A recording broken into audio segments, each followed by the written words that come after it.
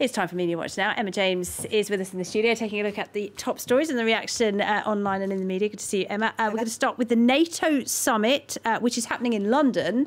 But you wouldn't really know it because you haven't seen the British Prime Minister at all, really, have you? No, and there's good reason for that, because this is a real diplomatic tightrope for Boris Johnson, because he wants to keep his distance from the US president while still maintaining a good relationship with him. This cartoon take on the whole situation by Christian Adams in the Evening Standard is particularly good. You've got the trademark hairdo of Donald Trump poking through the letterbox there saying, "Hey, old buddy, you in?" While Boris Johnson is hiding behind, pressing himself up against the wall. Even Larry the cat is in hiding from the US president. And basically the reason for this is that Donald Trump is not popular within the United Kingdom, and Boris Johnson fears that an endorsement from him could be toxic. And we are just 9 days away from the general election. Wow. Yet another British election. Just over a week away. Wow, goodness me. Exactly. So while they have been warm and chummy in the past, he does fear that a fulsome endorsement could be damaging. Now, it does seem as though Donald Trump is playing his part, because he's muttered some words of mild praise for Boris Johnson, but he's also promised that he wouldn't want the National Health Service if you handed it to us on a silver platter. It's one of the big concerns. The Labour Party really pushing the idea that they are the only ones who will safeguard the UK's free healthcare service, and a lot of people seeing Boris Johnson as the biggest threat to it, alongside Donald Trump, who wants to make it part of a trade deal post-Brexit. The polls are narrowing. So as the Business Insider says here, there are fears the US president could blow up Boris Johnson's election campaign. Lots of people trying to capitalise on this. This is a group that wants a second referendum on what should happen with Brexit. They say, if you want to stop Trump's puppet from ruining our NHS, head over to stopboris.com. And these are old quotes from the two men. We're going to do a fantastic deal, says Boris Johnson. Everything is on the table, says Trump, so NHS or anything else.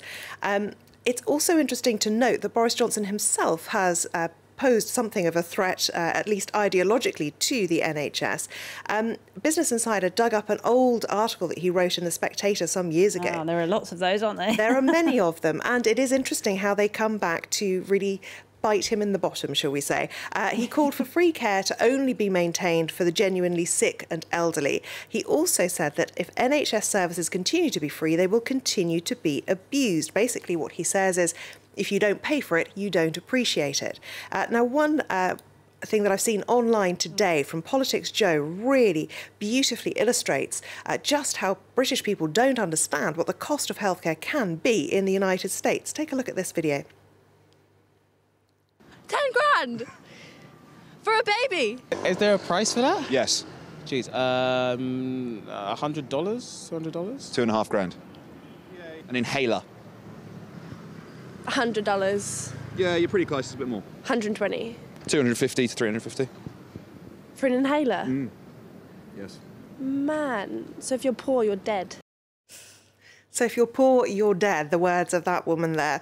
On the subject of paying dearly, Emmanuel Macron, the French president, is also doing something of a highwire act, because right now he is trying to talk Donald Trump out of applying 100% tariffs, potentially, on things like cheese, wine, other goods from France. Champagne. Absolutely. Camembert. Quelle horreur.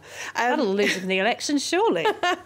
Now, Le HuffPost, this was their front page earlier on today, tax attacks, a bit like Mars Attacks, the movie you may remember. And this is very much in retaliation for the French plan to tax those tech giants who just happen to be American firms. They call it here GAFA, so it's Google, Amazon, Facebook and Apple. For Emmanuel Macron, he says that taxing these big giants is basically about social justice, because they make huge profits. They are owned by millionaires. And meanwhile, the average Joe is taxed to the hilt, certainly here in France, I think it's fair to say. Now, I expected to see outrage from the French online about this, but there are also plenty of Americans not happy too. You can take the good wine and cheese out of my cold, dead hands, says this woman. Yeah, I thought that might happen. Absolutely. And this woman making a good point, that this will actually hurt US restaurants, businesses and retail workers, because these kind of price hikes will really affect their bottom line.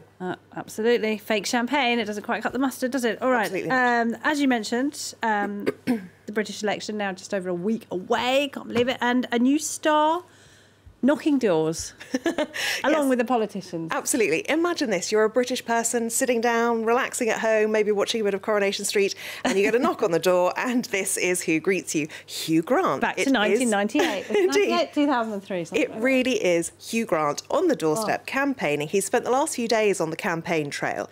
And basically, the star of Four Weddings and a Funeral is now a passionate campaigner against Brexit. And what he wants people to do is to tactically vote to allow anyone to win seats other than the Conservative Party. He's for the Lib Dems, isn't he? Well, now there you see, that's the interesting one, because so far he's only been seen with Liberal Democrats.